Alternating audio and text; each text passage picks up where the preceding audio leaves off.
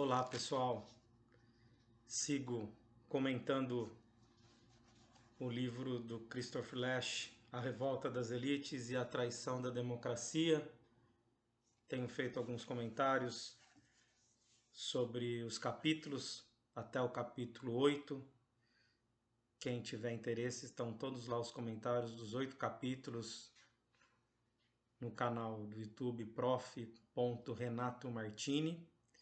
E hoje vou me propor a comentar o capítulo 9, intitulado A Arte Perdida do Debate, né? Então aqui nós estamos tratando, o tema do livro é justamente duas coisas: como as elites se afastaram do povo, né? Como há um fosso gigantesco entre elites e povo, e como a própria democracia, a ideia de democracia, as instituições da democracia também, como uma consequência disso, vão entrando em declínio, em decadência, né? Então aqui ele vai tratar justamente da decadência do debate público, né? Por incrível que pareça, a nossa sociedade, que tem muito mais uma característica tecnológica, né? E as pessoas têm muito mais acesso a uma série de facilidades tecnológicas. O debate público ele é feito com menos qualidade do que era feito, né? Segundo ele está nos mostrando no século XIX, por exemplo, né? Ele está dizendo, pegando o caso dos Estados Unidos. E justamente ele identifica aqui que o debate identifica, por exemplo, que as pessoas no século em que ele escreve, lembro que o livro foi publicado em 1995, 96 do século passado, né? Sabiam muito mais, muito menos o significado, por exemplo, da Declaração Americana dos Direitos, né, de 1789, as funções do Congresso e etc. E ele atribui isso não à decadência, não é culpa do sistema escolar em si, mas é culpa mesmo da conjuntura, da estrutura do debate público. E que ele identifica justamente essa decadência no momento em que, por incrível que pareça, a imprensa passou a ser muito mais profissional, responsável, né? Se colocando numa espécie de guardiã de verdade, porque no início do século XIX, os jornais que circulavam, eles eram uma espécie de fórum de debates, né? De debates políticos. Os jornais não escondiam que eram jornais de opinião, né? Inclusive vinculados a partidos políticos. Então eles traziam o debate que acontecia na sociedade, nas ruas, para esses órgãos, né? Para a imprensa. Os jornais eram publicações de opinião nos quais o leitor esperava encontrar um determinado ponto de vista, né? Era a leitura que era feita da realidade a partir de determinada perspectiva política, podia ser ideológica. Mesmo os jornais que se desvinculavam, né? Muitos tinham a estratégia editorial, se desvincular, achavam que não era correto se desvincular, se vincular diretamente a partidos políticos, mas deixavam claro uma linha de interpretação, né? De qual eles estavam se pautando, né? Os jornais não apenas, como diz o Lasch, publicavam as controvérsias públicas, como participavam nelas, atraindo igualmente os seus leitores. A cultura impressa era baseada nos restos de uma tradição oral. A imprensa não era o meio exclusivo de comunicação, ela jamais rompeu seus laços com a linguagem falada. Então, aí ele vai mostrando como a imprensa servia para criar uma espécie de fórum mais amplo para a palavra falada, dos debates, né, que aconteciam. Mostra aqui debates que ele resgata, né, como do próprio debate entre o Lincoln e Stephen Douglas, foram exemplos supremos da tradição oral, né, a descrição daqueles debates, que eram debates entre os dois, debates duros, contundentes entre eles, e que eles ali atacavam um ao outro, mas trazendo sempre envolvendo o público, né, no debate, tinham posições claras sobre os temas, né, e que difícil de transversar, de serem negadas, e conduziam-se, portanto, como lideranças políticas, né? E ele faz um contraste, inclusive, com os debates daquela época, que eram até mais com os do nosso tempo, né? Em que a mídia define, o tempo dele, né? A mídia define os assuntos e determina as regras básicas, e que acaba, segundo ele, sendo desfavorável para nós, né? A audiência tem os debates são formatados de maneira a aumentar a importância do jornalismo e de diminuir o dos candidatos, né? Eles fazem perguntas prosaicas, previsíveis na sua maioria, e pressionam os candidatos por respostas específicas, imediatas. Então, a preparação desses debates são verdadeiros suplícios. Os candidatos dependem dos seus assessores, né, cada vez para informá-los fatos, números, citações e qualquer coisa que dê a impressão de uma competência ampla e impecável. Quando são confrontados por esses jornalistas prontos a encontrar cada passo em falso que deram, mas sempre com a ajuda do escrutínio frio e implacável da Câmara e TV, os políticos sabem que tudo depende da administração das impressões visuais. Vão notando como foi se perdendo essa arte do debate autêntico, né? Todos nós assistimos ao longo do tempo, quem tem um pouquinho mais de tempo de existência, né? Debates e tal. E até, inclusive, isso é uma coisa que emergiu, né? Essa discussão de como às vezes os debates são engessados, etc, né? E começou até a surgir, nós estamos lembrar que ele está escrevendo há 30 anos atrás, né? E como começou a surgir até personagens no mundo político meio que contrariando essas regras, né? Tamanha, acho que assim, a ideia, a saturação da ideia de que tudo é igual, né?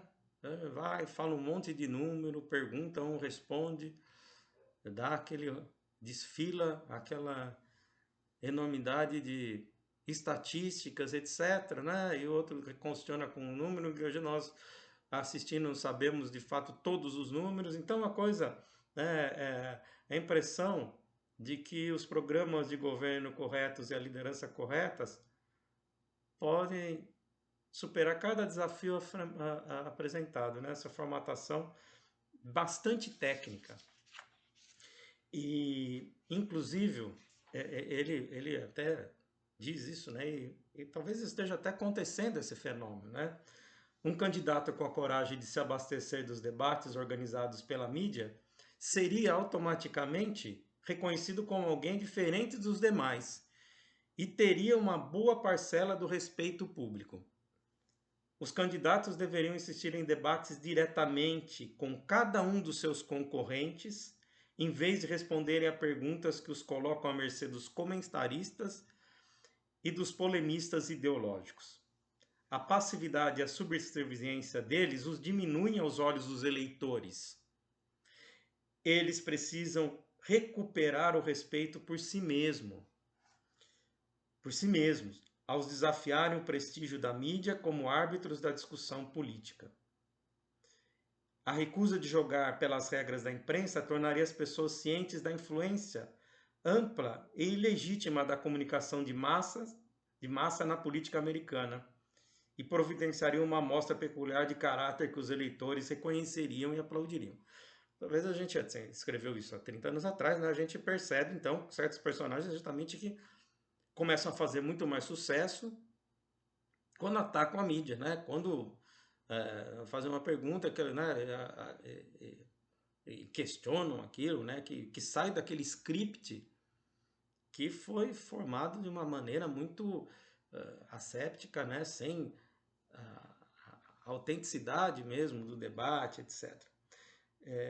Então, é lá por volta dos anos 1880, 1870, 1880, é que começou a se compartilhar pelas classes educadas,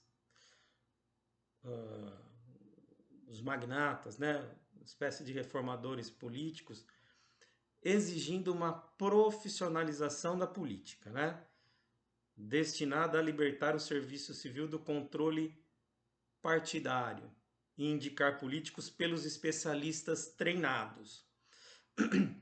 Essa é uma discussão interessante, importante, né, de como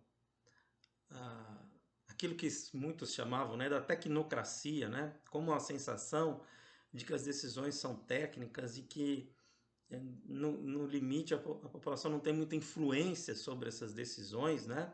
Isso ao longo do tempo foi construindo uma separação entre as pessoas comuns e a atuação política, né? E então era mais, mas isso começou a ter então essa ideia de que a visão do governo era uma visão técnica, uma visão de ciência e não uma arte, né? Então criaram ligação entre o governo e a universidade, inclusive, para assegurarem um suprimento constante de especialistas, de conhecimento especializado. Mas dava-se pouca importância ao debate político. E aí ele traz aqui, só para ilustrar e tentar não aprofundar muito, não avançar muito no tempo, ele traz um debate entre o Lippmann, Walter Lippmann e John Dewey, né? Que o Lippmann publicou em 25 um livro chamado Público Fantasma, e tem outro também intitulado A Opinião Pública, né? E que é assim, a ideia de que era uma espécie de um guia para o jornalismo moderno, que deveria ser uma imprensa o mais racional possível, né? Racionalização, uma objetividade profissional, e que para ele mesmo a democracia não precisava que o povo governasse literalmente a si mesmo, né? Isso tudo era apenas um procedimento burocrático. O interesse da sociedade não se estendia à substância da criação das leis. Palavras do próprio Lippmann, né? O público está interessado na lei, não nas leis, no método da lei, não em sua substância. Então essas questões, né, foram muito simbólicas, como vai tendo uma passagem, aquela coisa carregada mais de uma emoção, assim, de uma participação mais incisiva, e faz-se legando isso à mão nas mãos de especialistas técnicos, né? Então, o que o Lippmann pressupunha? Ele dizia que uma democracia que fosse mais direta, mais vinculada a uma vontade direta, popular, etc., pressupunha cidadãos onicompetentes, ou seja, que soubessem de muitas coisas, e isso só era possível era uma espécie de um as de 4, né? Que só pode ser encontrado em comunidades simples e autossuficientes, né? Aquelas primeiras comunidades que surgiram. Então, essa ideia de democracia que todos participavam, etc. E no vasto, imprevisível ambiente do mundo moderno, o ideal antigo da cidadania estava obsoleto. Tudo bem, né? A gente faz essa discussão, né, na ciência política, o que significava a democracia direta lá da antiguidade, em que as pessoas se reuniam. Com a complexidade das sociedades contemporâneas, foi necessário a criação de mecanismos representativos, etc. Mas aqui o que se coloca é o grau de afastamento ou de participação que a população tem nestas instâncias, nessas instituições, né? Então, o Lippmann tinha uma desconfiança desse escopo do debate público muito na base das paixões, etc., que isso deveria exigir decisões por meio de padrões científicos, né? E ultrapassava esses chavões da política e etc. Então, o papel da imprensa, segundo Lippmann, era de fazer circular informações. É como se fosse guardião das informações, né? E jamais encorajar a discussão, o debate entre as pessoas. Mas é apenas informar. É assim. Esse debate todo, até poderia fazer uma outra discussão específica sobre isso, né? Isso tudo tem vindo, inclusive, à tona com a questão. Bom lembrar que ele escreveu, não tinha redes sociais. Não tinha X, né? Facebook, etc., né? Instagram. E então, hoje essa discussão volta um pouco, né? Na medida em que há essa crítica, né? A propagação da não informação nos meios, nessas redes, né? E muitos defendem, então, uma volta de uma centralidade da informação na mão de uma imprensa profissional, né? Então, esse é um debate que caberia ser feito que tem muitos pontos a serem aprofundados, mas aqui, enfim, já está, né, é bom para a gente fazer essa relação, essa ponte, né? O Lippmann então propunha uma imprensa que informasse, e diferente de Dewey, né? John Dewey, que ali no debate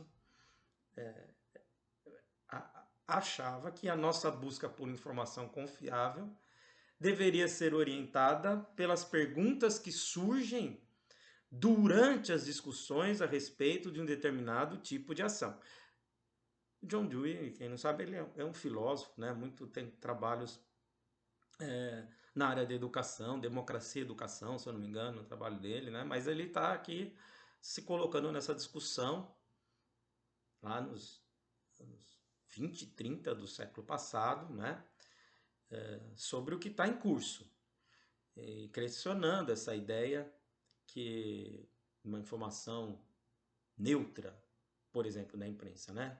A informação correta, a verdade. Porta-voz da verdade informa e cabe ao restante da população incorporar aquela informação passivamente, né? Então, a ideia dele é diferente, é que apenas submetendo as nossas preferências e os nossos planos ao teste do debate é que conseguiremos entender o que conhecemos e que ainda precisamos aprender. Quer dizer, a gente recebe a informação, mas é só no teste do debate é que se vai perceber o grau de veracidade daquilo, a forma que está sendo colocada. Então, é no ato de articular, quando a gente articula e defende os nossos pontos de vista, que elevamos à categoria de opinião. que dá a eles uma forma e uma definição, tornando possível sua compreensão e sua identificação com as experiências pessoais de outras pessoas. Ou seja, em resumo, nós só conhecemos nossas ideias quando nós explicamos aos outros, né? Então, até quem exerce atividade de docência talvez entenda até mais, com mais profundidade, o que eu estou dizendo, né? É só no ato quando você vai, você aprende uma teoria, estuda, mas de fato, você só consegue perceber até que ponto você entendeu até aquela teoria, quando você começa a expor aquilo, né? Quando você começa a expor e alguns começam a interagir, ter dúvidas, etc. É aí que você percebe o grau de conhecimento que você incorporou daquilo que você estudou, né? E então ao expor é que você esclarece para si mesmo muitos dos pontos, né? Então é claro que isso a tentativa de atrair outras pessoas do nosso ponto de vista, nós também temos que perceber o ponto de vista do outro, né? Então, o medo de muitos é que você passe a adotar o ponto de vista do outro, né? Então, nós temos que adentrar na nossa própria imaginação, a imaginação do outro, para ver qual é o entendimento dele de certo ponto, para tentar convencer, etc., né? Então, o debate, a discussão, num debate mesmo verdadeiro, né, etc., nunca pelo quem grita mais, etc., né? E também aí entra, né? A gente pode fazer eu não queria sair muito do texto, mas é inevitável falar de redes, né? Mas hoje não tem mais gente participando, etc., etc., mas acontece que não é o debate. Podemos até discutir, eu acho que tem aspectos positivos. Tem aspectos positivos, né? Do alargamento das ferramentas para as pessoas poderem participar. Mas acontece que aqui o debate é o seguinte, não é quem grita mais, não é quem tem mais aderência, mas é quem consegue, de fato, dissuadir o outro. Essa é a questão, né? Então, a gente sabe, a gente tem a cultura do cancelamento, etc., que não tem nada a ver com uma construção do debate público, né? Porque o debate público, justamente, é você aguentar, justamente, argumentos que você repudia veementemente. Se você não consegue aguentar e contrapor esses, né, aí não há uma essência da democracia. Então, a gente só consegue participar disso quando, de forma como deveria ser, né, quando os argumentos dos nossos opositores de modo respeitoso e ainda assim persuadi-lo de que há algo errado na sua posição, etc., na sua concepção. Então, a questão aqui é a seguinte, e é muito instigante isso, porque para o Dewey, a democracia, né, nessa linha de raciocínio de John Dewey e outros, a democracia não é a forma mais eficiente de governo, mas ela é a mais educativa.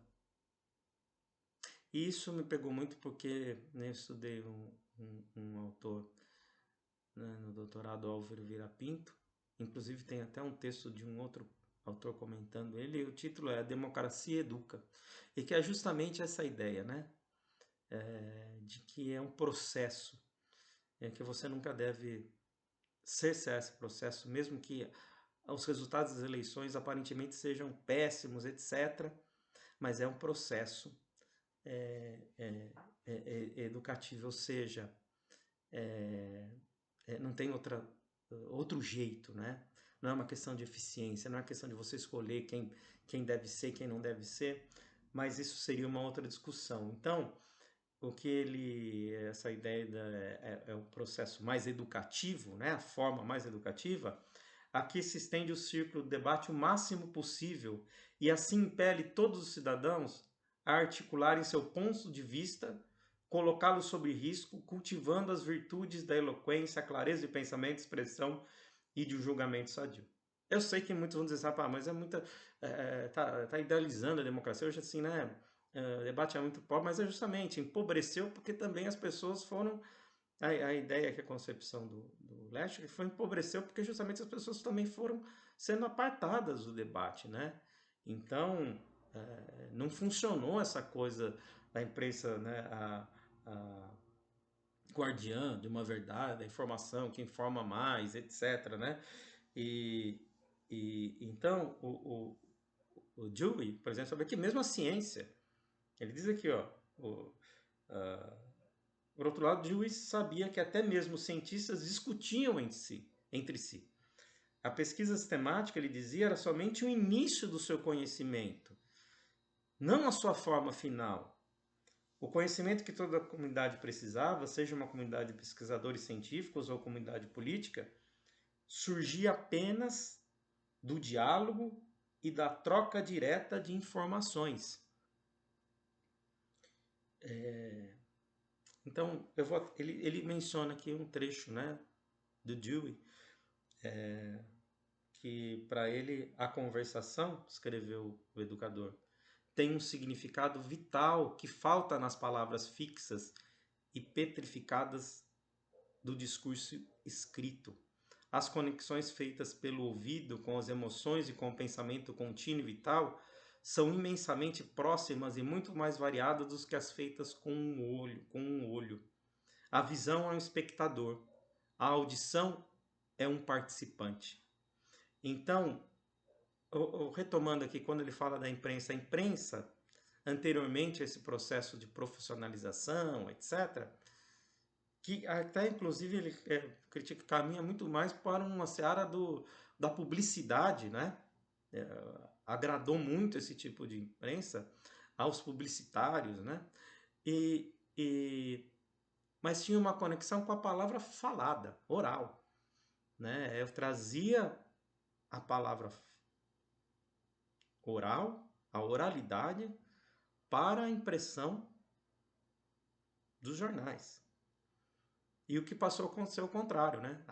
A palavra toda técnica escrita é que passou a se disseminar para a sociedade. Então foi um debate frio na imprensa, ao seu ver, com o papel de alguém que informa o público, abandonou o papel de transmitir o que havia na conversação da nossa cultura.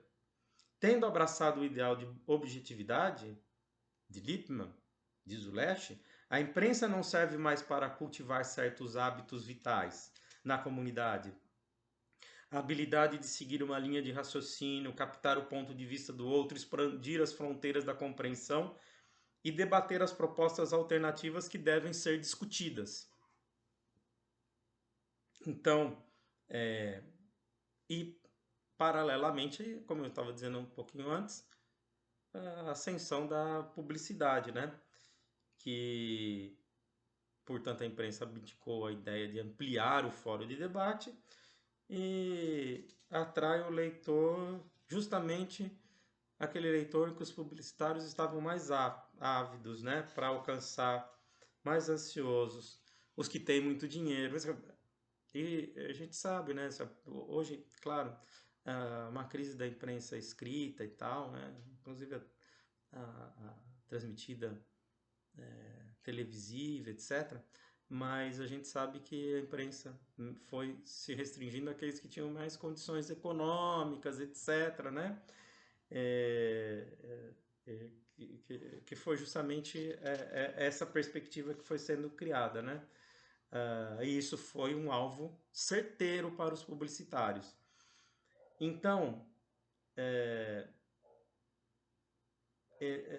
essa aura de objetividade acabou levando essa característica, né? Desse que eu mencionei. Finalizando, uma boa discussão, um bom debate, né? Mas já estamos aí 30 minutos. Diz o Leste, concluindo o capítulo, o declínio da imprensa partidária e a ascensão de um novo tipo de jornalismo que defendia padrões rigorosos de objetividade, não asseguraram um fluxo contínuo de informação útil. A informação inútil é gerada por um constante debate público, irrelevante no melhor dos casos e manipulador e equivocado no pior. Já a informação crescente, gerada por aqueles que pretendem promover alguma coisa ou alguém, um produto, uma causa, um candidato político ou um funcionário público, sem defender sua opinião por seus próprios méritos, nunca é explicitada pelo aviso de que a sua fonte tem interesses publicitários. A maioria da imprensa, em sua ânsia de informar o público, tornou-se um meio para algo semelhante à correspondência indesejada. Aí ele fala, né, como agência de Correios, também, né, é outro contexto, outro tempo, né, como agência de Correios, outra instituição que antes servia para ampliar a esfera da discussão face a face para criar comitês de cartas, agora entrega uma abundância de informação sem valor e indigesta, que ninguém deseja, sendo que boa parte dela tem como fim o descarte completo. O efeito mais importante dessa obsessão com a informação, além da destruição das árvores e o fardo que se tornou a administração de detritos, entre aspas, né, é minar por dentro a autoridade da palavra. Quando as palavras são usadas apenas como instrumento de publicidade ou de propaganda, elas perdem o seu poder de persuasão. Em breve perderão qualquer sentido. Assim, as pessoas também perdem a capacidade de usar a linguagem de forma expressiva e precisa, ou até mesmo de distinguir uma palavra da outra. A palavra oral se espelha na palavra escrita, e não ao contrário. E o discurso comum passa a soar como um jargão túrgido que lemos na imprensa. Então, esse tipo de discurso começa a aparecer como informação, um desastre do qual talvez a língua inglesa jamais se recupere. É isso. Essas são as questões colocadas aí pelo Christopher Lasch no capítulo 9 do livro A Revolta das Elites e a Traição da Democracia. Obrigado pela atenção e até a próxima.